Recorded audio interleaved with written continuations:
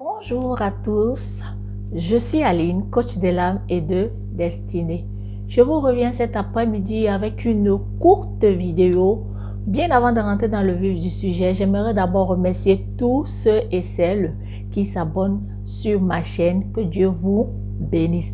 J'espère que le contenu de cette chaîne vous édifie. Pour toi qui n'es pas abonné, si le contenu ou la thématique de cette chaîne t'intéresse, je te prie de t'abonner. Excellent Père de grâce, je te bénis, je te loue pour cet après-midi, Seigneur, pour ce moment que nous allons passer ensemble. Seigneur, je te prie de disposer les cœurs de tous ceux et celles qui vont m'écouter, Seigneur, que cette parole puisse leur communiquer la foi, puisse leur édifier et que toute la gloire te soit rendue dans le nom puissant de Jésus. Amen. Alors, cet après-midi, j'aimerais vous parler de la peur. C'est un peu décourageant comment certaines personnes n'osent pas. C'est comment certaines personnes n'osent pas entreprendre ou faire quoi que ce soit dans la vie à cause de la peur, à cause de ce que les autres penseront d'elle. Le qu'en dira-t-on? Plein de personnes sont parties, sont mortes avec leurs projets dans la tête. Plein de personnes sont mortes avec des regrets. Pourquoi? Parce qu'ils ont voulu entreprendre certains projets, mais ils n'ont pas osé. À cause du qu'en dira-t-on, à cause du regard d'autrui.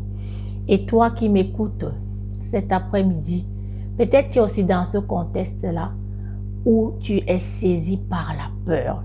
Mais j'aimerais te dire cet après-midi, pour toi qui es chrétien, que Dieu t'a donné un esprit de force. Dieu ne t'a pas donné un esprit de timidité, mon frère, ma soeur. Et je vous mettrai en référence le verset où l'apôtre Paul parle à Timothée parce que Timothée était pris en otage par la peur. Il n'osait pas parler alors que l'apôtre Paul l'avait imposé les mains et lui disait: Dieu ne t'a pas donné, Timothée, un esprit de peur, un esprit de timidité, mais il t'a donné un esprit de force et de sagesse. Et c'est ce qui manque à plusieurs personnes dans la vie. Le courage, oser. Et nous voyons également lors du combat de Goliath et le peuple israélite, la peur, la Bible dit qu'ils ont jeûné pendant 40 jours. C'est pour dire que quoi?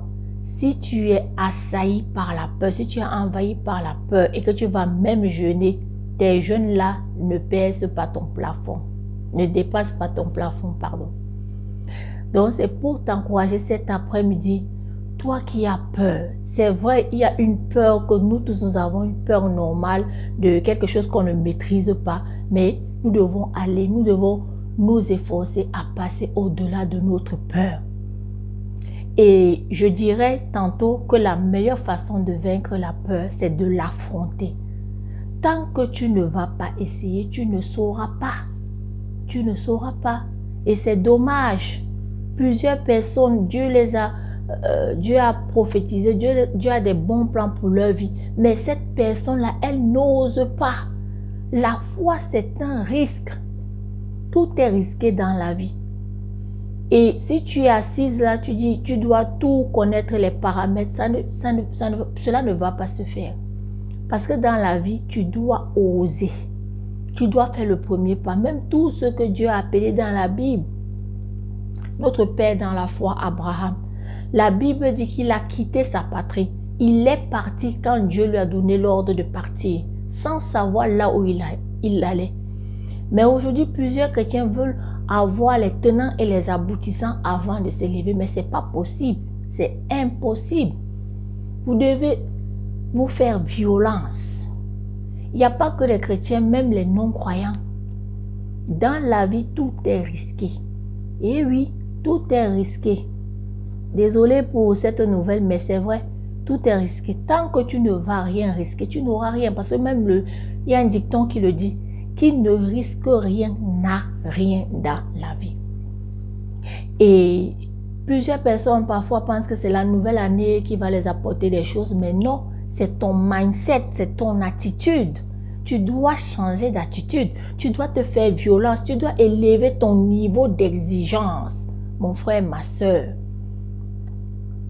Nous tous, nous sommes égaux du point de vue de l'âme, mais du point de vue de l'offre et de la demande, nous ne sommes pas pareils. C'est pour ça que vous verrez quelqu'un qui gagne 10 000 euros. À côté, il y a quelqu'un d'autre qui gagne 500 euros par mois. C'est la valeur que chacun s'est donnée. Donc, mon frère, si tu m'écoutes cet après-midi, lève-toi. Lève-toi là où tu es assis sur ton lit de découragement. Parce que Dieu a fini. Dieu dit tout est accompli. Et Dieu dit que la foi, c'est la monnaie du ciel. Saisis-toi de ta foi pour prendre les promesses que Dieu a déclarées sur ta vie. Ces promesses t'attendent dans le monde invisible. Et la parole dit également que les choses invisibles sont plus réelles que les visibles. Et j'aimerais conclure avec cette comparaison que la peur est comme une pourriture. Et là où il y a de la pourriture, les mouches viennent. Et la peur, là où il y a un cœur qui est rempli de peur, les démons, ça attire les démons, ça attire Satan.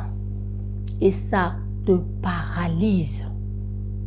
Et ta peur paralyse ta foi. Donc, c'est le courage qui anime ta foi. Donc, fais-toi violence. Nous voyons le combat de David et de Goliath. Le peuple jeûnait et priait pendant 40 jours, mon frère, ma soeur. Et quand le moment venait d'aller combattre Goliath, le peuple était saisi par la peur. Et Goliath savait qu'ils avaient peur. Mon frère, ma soeur, j'aimerais vraiment t'encourager cet après-midi à faire violence sur ta vie, à balayer tout ce qui fait obstacle dans ta vie, qui t'empêche d'avancer. C'est la peur, premièrement. Tu dois faire violence. Personne d'autre ne pourra le faire à ta place. J'espère que cette exhortation va t'encourager. Que cette exhortation va te booster. Lève-toi, va chercher ton Canaan. Ton Canaan existe déjà. Dieu a assigné à chacun son Canaan. Et nous sommes ce peuple des temps de la fin. Nous sommes assis dans les lieux célestes avec Christ. Le glorieux Saint-Esprit, le puissant Saint-Esprit vit en toi. Exerce ta foi, mon frère, ma soeur. Comme je l'ai dit dans ma précédente vidéo, tu dois t'exercer. Tu dois compter sur la parole. Et la parole de Dieu anéantit la peur. D'où l'importance de la méditer jour et nuit. C'est ce que Dieu a dit à Josué. Dans Josué 1, verset 8. Que je mettrai également en référence là-dessus. J'espère que cette vidéo va t'encourager, va te booster. Voilà, nous sommes déjà à plus de la moitié de l'année. Nous sommes en train de basculer au mois de juillet, mon frère et ma soeur. Et plusieurs parmi nous se sont fixés des objectifs et qui n'ont même pas encore commencé, qui ne sont même pas encore en chemin. Donc, il te reste encore 5 mois pour finir l'année.